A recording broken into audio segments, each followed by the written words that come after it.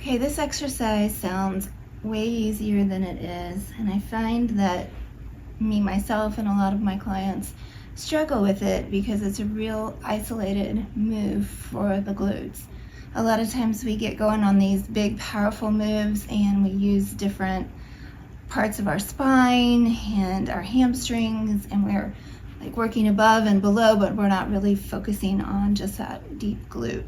So this exercise strips all those things away and helps you just really focus on getting those glutes engaged. So the first thing we're going to do is lay down on our belly. And you can see on me, I have quite a bit of an exaggerated lumbar spine curve. And so I kind of like dump into my low back when I'm here.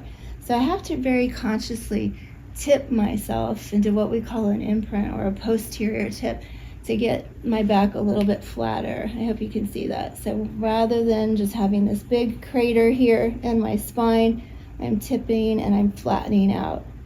Now you can also use small little pillows and put them underneath your hips and try to tip underneath them. Or you can actually use your hands, put them right here on those hip bones and tip down into it a little bit. So those are all options if you have this exaggerated curve.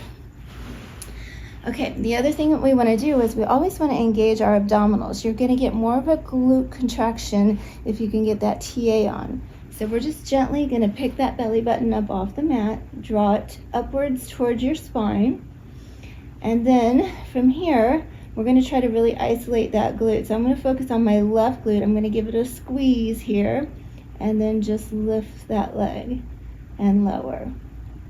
So my abs are engaging, I'm staying out of that lumbar spine, I'm lifting and lowering. And yes, you'll feel your hamstrings. But if this is causing your hamstrings to cramp, and you're already feeling like you're overusing your hamstrings, or you can't feel your glute, but all you can feel is your hamstrings, then this is another option. Go ahead and bend this knee, tucking that tail down. Again, I always have to do that because of my back. And then just try to isolate that glute and do just a little lift. So this lift is going to take the hamstrings out of the equation and help you really find that glute. And chances are you're going to find that you can connect with one glute better than the other. So I can already feel that my right glute works a little bit easier. I feel more engagement. But I'm also going to try this bent knee variation and try that too. Now make sure you're not dumping into your low back when you do this. So tip that pelvis. It might feel like a quad stretch, so that's kind of the opposite problem there, is that if your hamstrings are tight, your quads might be also tight. So we want to be careful that we're not making those, the tight hamstrings aren't causing more pressure on your low back. Okay, so if you can get to this contraction here, you want to do about 8 to 10 on each side. Do about 2 sets. Nice and slow.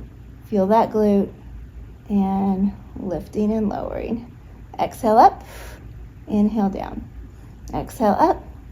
Inhale down. And by the way, you'll do this like that. But if I did that, you wouldn't be able to hear me talking into the rug.